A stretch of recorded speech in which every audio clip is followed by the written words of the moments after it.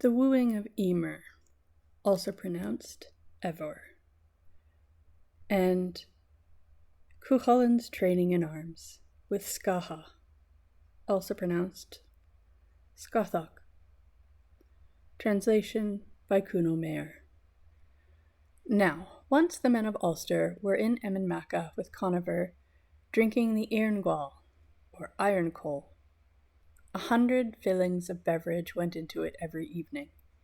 This was the drinking of the coal that would satisfy all the men of Ulster at one time.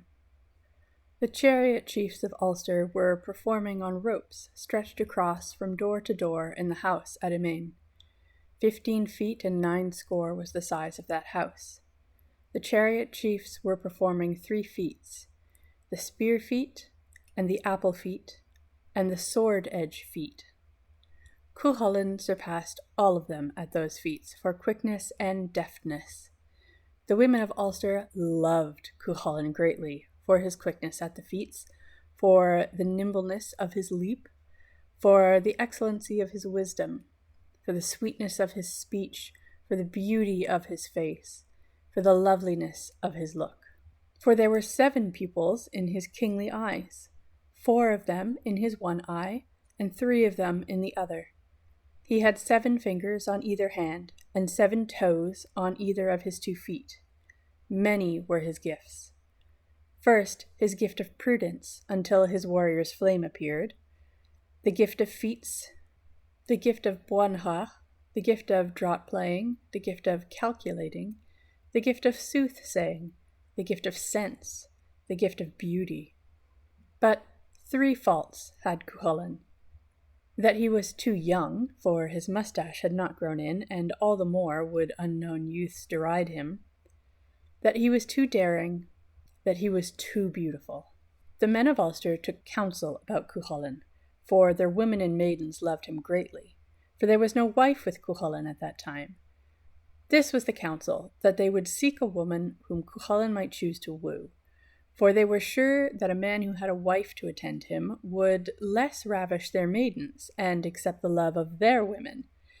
And besides, they were troubled and afraid that Cu Chulainn would perish early. So, for that reason, they wished to give him a wife that he may leave an heir, for they knew that his rebirth would be of himself. Then Conover set out 9 men into each province of Erin to seek a wife for Cu Chulainn, to see if they would find any dún or any chief place in Erin, the daughter of a king or a chief, or of a lord of land, whom Cu Chulainn might be pleased to choose and woo. All the messengers returned that day a year gone, and had not found a maiden whom Cu Chulainn chose to woo. Thereupon Cu Chulainn himself went to woo a maiden that he knew in Luchachaloga, Emer, the daughter of Forhul the wily. Then Cu Chulainn himself and his charioteer, Loeg mac Riangavra, went in his chariot.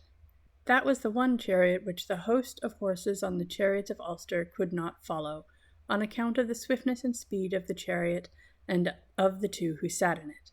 Then Cu Chulainn found the maiden on her playing field, with her foster sisters around her. These were the daughters of the lords of the land that lived around the dún of Forgul. They were learning needlework and fine handiwork from Emer.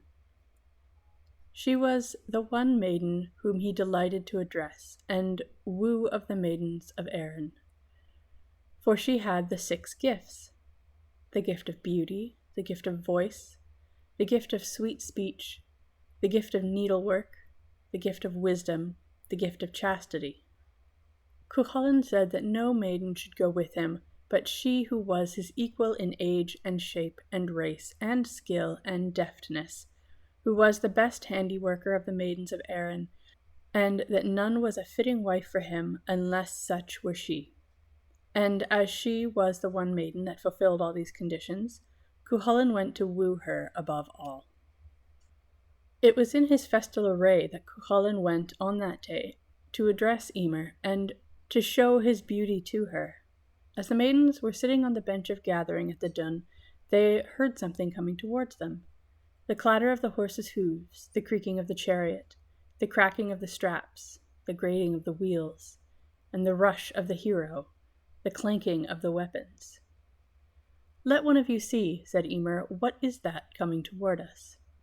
"Truly I see here," said Fiol, daughter of Forgul, "two steeds of like size, beauty, fierceness, and speed, bounding together, high-headed, spirited, powerful, pricking their ears, thin-mouthed, with long tresses, with broad foreheads, much speckled, slightly slender, very broad, impetuous, with curling manes, with curling tails.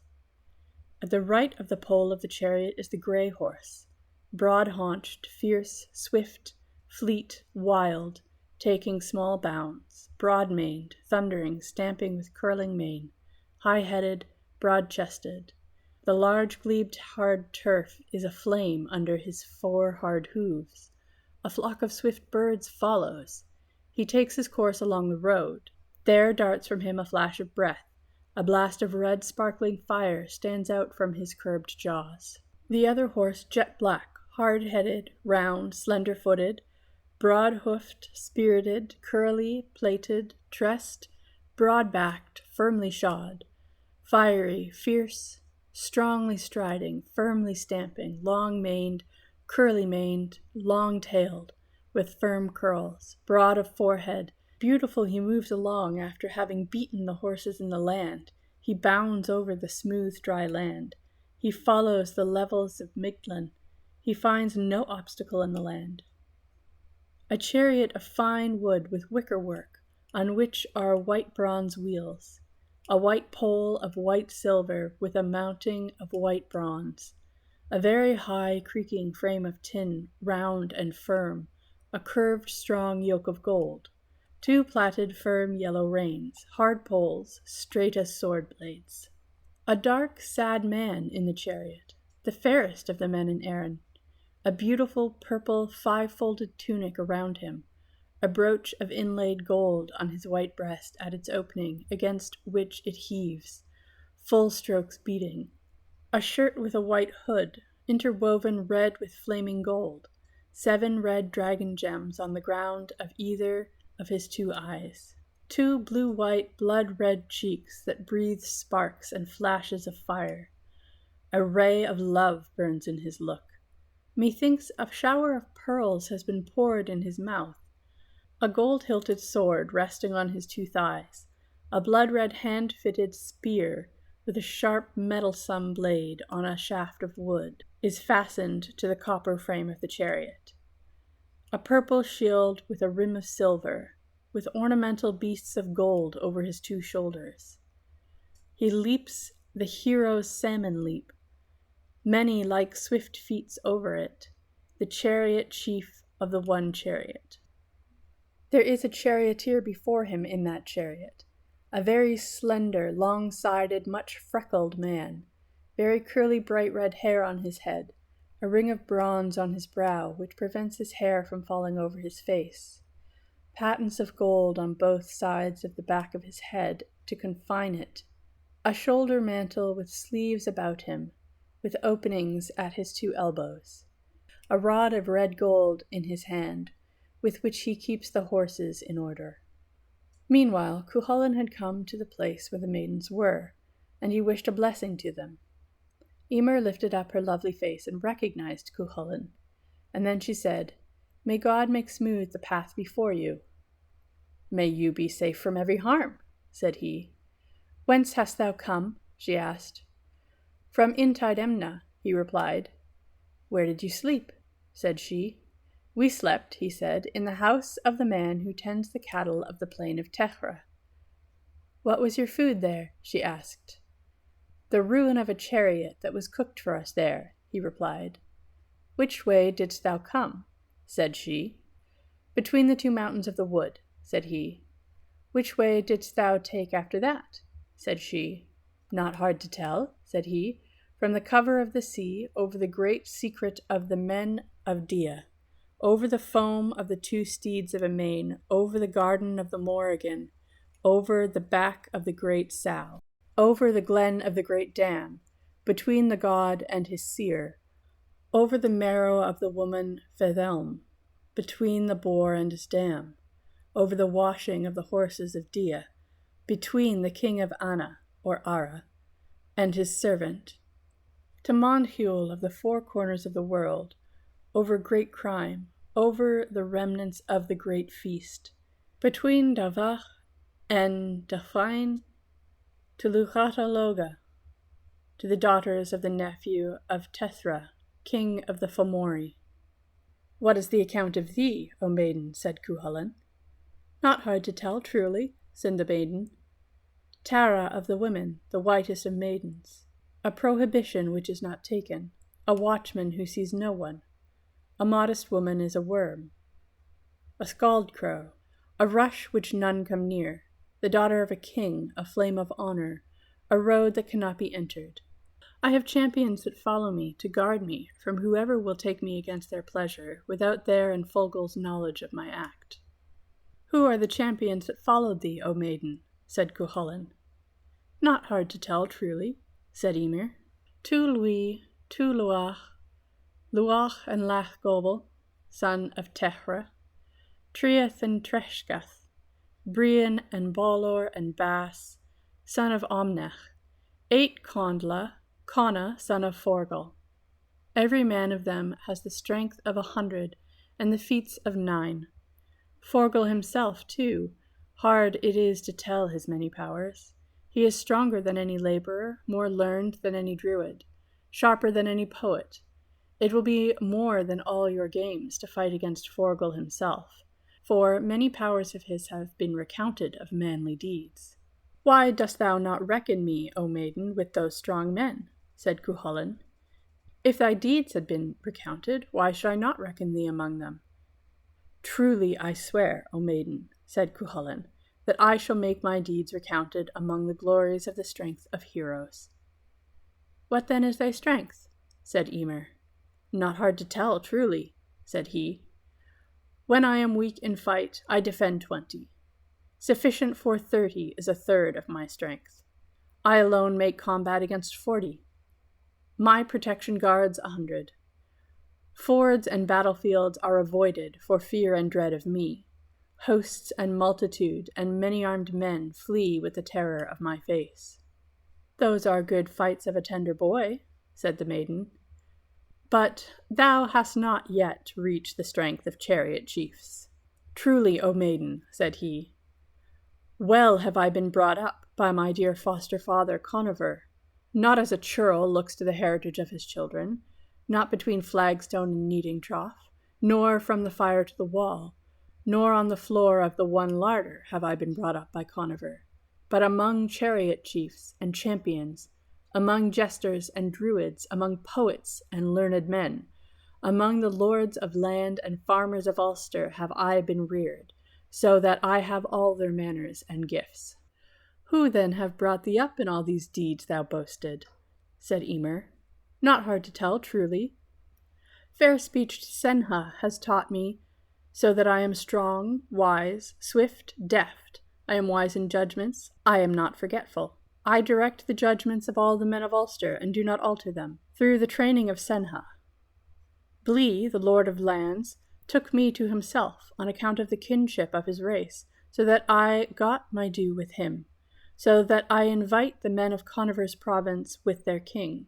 I entertain them for the time of a week. I settle their gifts and their spoils. I aid them in their honor and their fines. Fergus has fostered me, so that I slay strong warriors through the strength of valor. I am fierce in valor and prowess, so that I am able to guard the border of the land against foreign foes. I am a shelter for every poor man. I am a rampart, a fight for every wealthy man.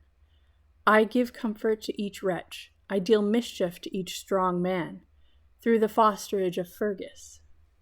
I came to the knee of the poet of Virgan, so that I praise a king for any excellence he has, so that I can stand up to any man in valor, in prowess, in wisdom, in splendor, in cleverness, in justice, in boldness.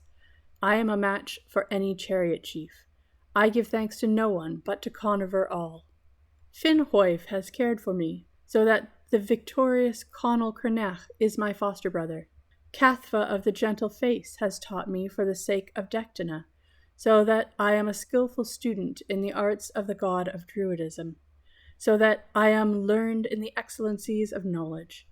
All the men of Ulster have equally brought me up, both charioteers and chariot chiefs, both kings and chief poets, so that I am the darling of the host and multitude, so that I fight for the honour of them all alike. And thou, O maiden, said Cu Chulainn, how hast thou been reared in Loch Daloga? Not hard to tell, truly, answered the maiden. I was brought up, said she, in ancient virtues, in lawful behaviour, in keeping chastity, in equal of a queen, in stately form, so that to me is attributed every noble stately form among the hosts of women. Good are those virtues, truly, said Cu Chulainn. Why then, said he, should it not be fitting for us both to become one? For I have not hitherto found a maiden capable of holding converse with me at a meeting in this wise. A question. Hast thou a wife? Said the maiden. Not so, said Cu Chulainn. I may not marry, said the maiden, before the sister who is older than I am.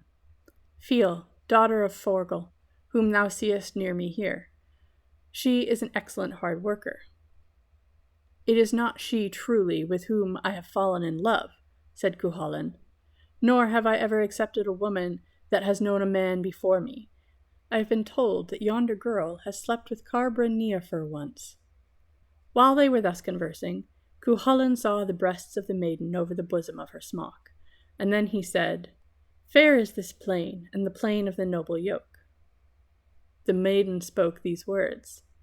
No one comes to this plain, said Emer, who does not slay as many as 100 on each ford from the ford of Shenhan at Albin to Banhuing Erchet, where swift Briab breaks the brow of Fedlam. Fair is the plain, and the plain of the noble yoke, said Cu Chulainn. No one comes to this plain, said she, who has not achieved the feat of slaying 3 times 9 men with one blow. O calf of the cow, so as to preserve a man in the midst of each 9 of them. Fair is this plain, and the plain of the noble yoke, said Cu Chulainn. No one comes to this plain, said she, who does not meet Ben Swain from summer's end to the beginning of spring, from the beginning of spring to May Day, from May Day to the beginning of winter. It is said, it shall be done, said Cu Chulainn. It is offered, it is granted, it is taken, it is accepted, said Emer. A question. What is the account of thee? Said she. I am the nephew of the man that disappears in another in the wood of Bive, said he. And what is thy name? Said she.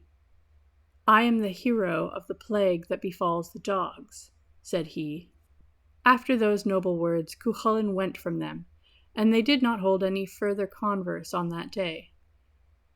When Cu Chulainn was driving across Bray, Loig, his charioteer, asked him, Now, said he, the words which thou and the maiden Emer spoke, what did you mean by them? Dost thou not know, answered Cu Chulainn, that I am wooing Emer? And it is for this reason that we disguised our words, lest the girl should understand that I am wooing her? For if Forgul knew it, we should not meet with his consent. Cu Chulainn then repeated the conversation from the beginning to his charioteer, explaining it to him, to beguile the length of their way. By intide Emna, which I said when she asked me whence hast thou come, I meant from Emen Macha. It is called Emen Macha from this. Macha, wife of Crunha, ran a race against 2 steeds of the king, after she had been forced to it by a strong injunction. She beat them, and bare a boy and a girl at one birth, and from those twins is called, and from that Macha is named the plain of Macha. The man I said in whose house we slept, he is the fisherman of Conover. Ronku is his name. It is he that catches the fish on his line under the sea, for the fish are the cattle of the sea, and the sea is the plain of Tethra, a king of kings of the Fomori. The cooking hearth, I said. A foal was cooked for us on it. A foal is the ruin of the chariot to the end of 3 weeks, and there is a gesh on a chariot to the end of 3 weeks for any man to enter it after having last eaten horseflesh, for it is the horse that sustains the chariot. Between the two mountains of the wood, I said. These are the two mountains between which we came. The road, I said, from the covering of the sea, i.e., from the plain of Mirthmene. The sea was on it for 30 years after the deluge, whence is Tememara, the shelter, or covering of the sea. Or again, it is called the plain of Mirthemne. A magic sea was on it, with something in it, so that one could sit on it, so that a man with his armor might sit down on the ground of it, until the Dagda came with his club of anger, and sang the following words at it, so it ebbed away at once. Silent thy hollow head, silent thy dirty body, silent thy brow. Over the great secret of the men of Dia, a wonderful secret and a wonderful whisper. It is called the Marsh of Dulod. Dulod, son of Caprinefer, was wounded by Matu. Before that, however, its name was Great Secret of the Men of Dia, because it was there that the gathering of the Battle of Moitora was first planned by the Tuatha De Danann, for the purpose of throwing off the tribute which the Fomori exacted from them, 2/3 of corn and milk and offspring. Over the foam of the 2 steeds of Emain, there was a famous youth reigning over the gales. He had 2 horses reared for him, of the Tuatha De. Nemed, son of Nema, was the name of that king.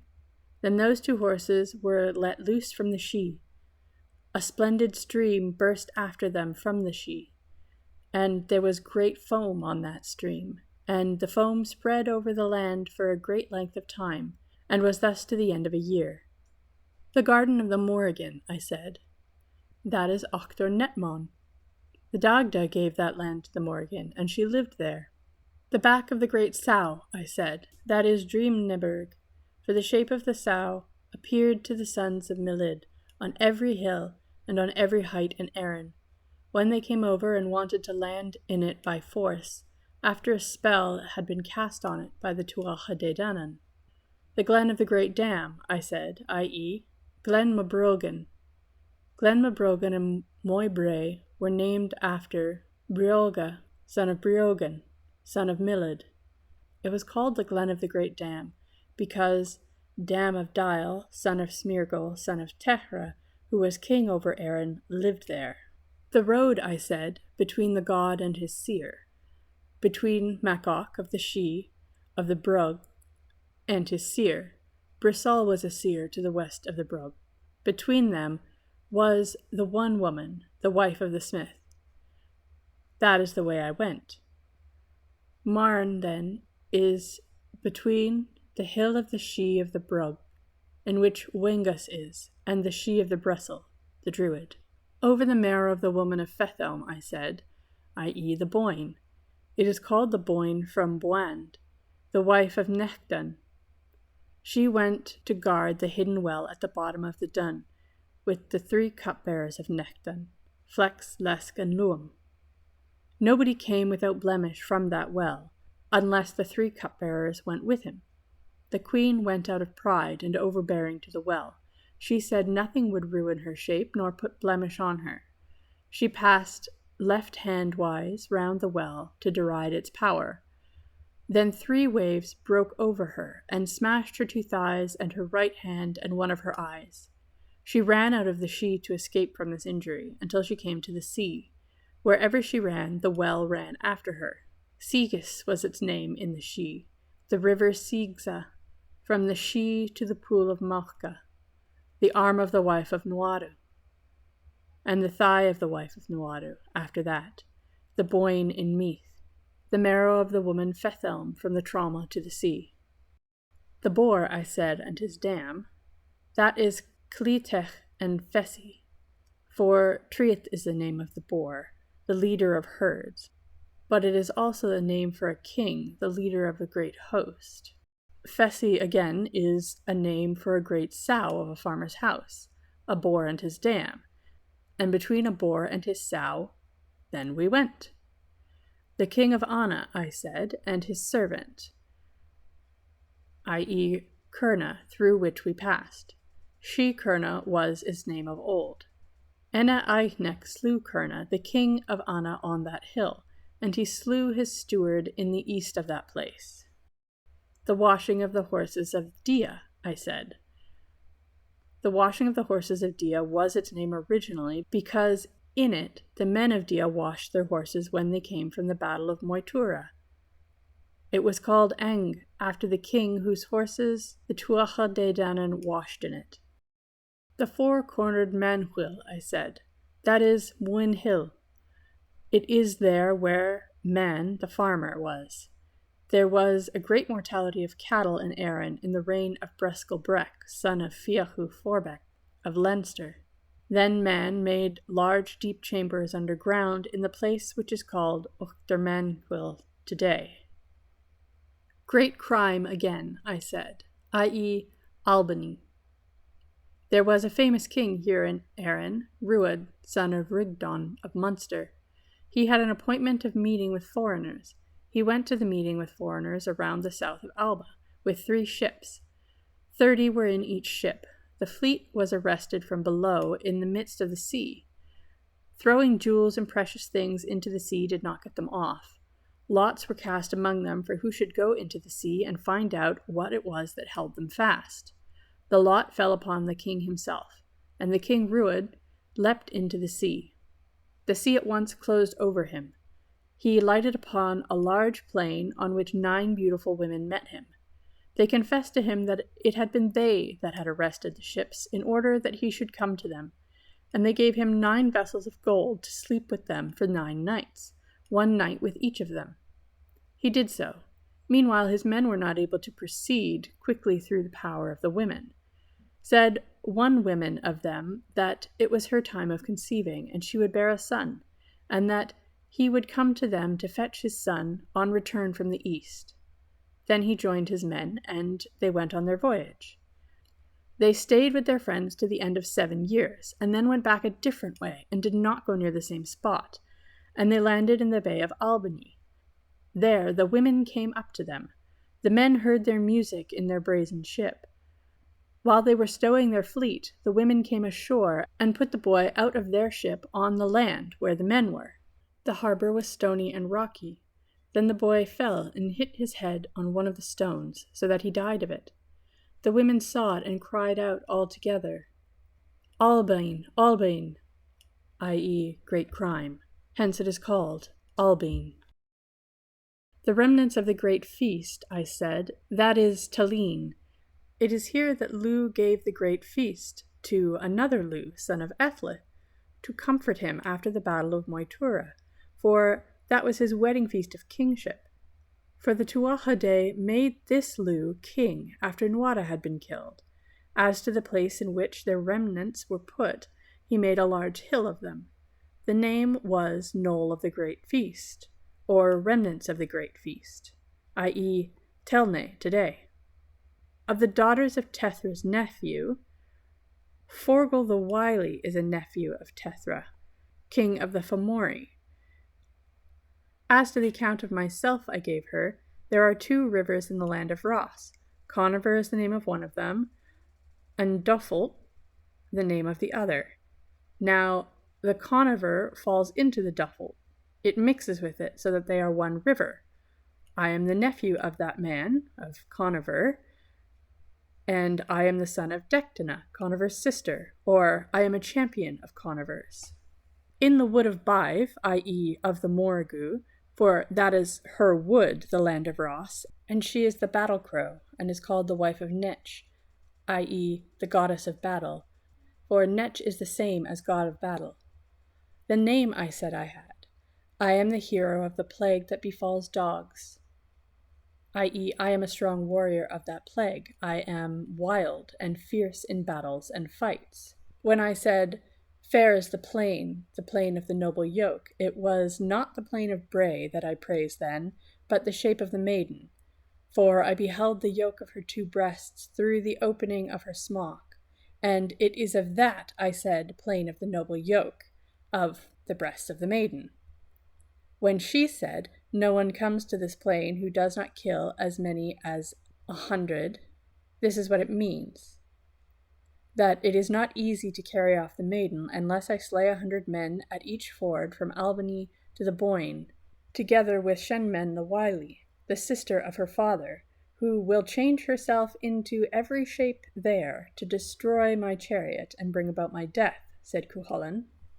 She said she would not come with me unless I jumped the hero's salmon leap across 3 ramparts to reach her, for 3 brothers of hers will be guarding her, and a company of 9 each of them, and I must deal a blow on each 9, from which 8 will die, but no stroke will reach any of her brothers among them, and I must carry her and her foster sister with their load of gold and silver out of the dun of Forgul. Ben Swain, son of Rostmelech, which she said this is the same thing, that I shall fight without harm to myself, from Samhain, i.e. the end of summer, for 2 divisions were formerly on the year, summer from Beltane, the 1st of May, and winter from Samhain to Beltane, for it is then that gentle voices sound. To Oimel, i.e. the beginning of spring, it is wet, the wet of spring, and the wet of winter, or Oimek. Oi, in the language of poetry, is the name for sheep, whence Oiba, sheep's death, is named. Cu Chulainn went driving on his way, and slept the night in Emen. Then their daughters told the lords of the land of the youth that had come in his splendid chariot, and of the conversation which he and Emer had had, that they did not know what they had said to one another, and that he had turned from them across the plain of Bray northward. Then the lords of the land tell Forgul the wily that, and that the girl had spoken to him. It is true, said Forgul the wily, the madman from Emain Macha has been here to converse with Emer, and the girl has fallen in love with him, and that is why they talk to one another. But it shall avail them nothing. I shall hinder them from getting what they wish.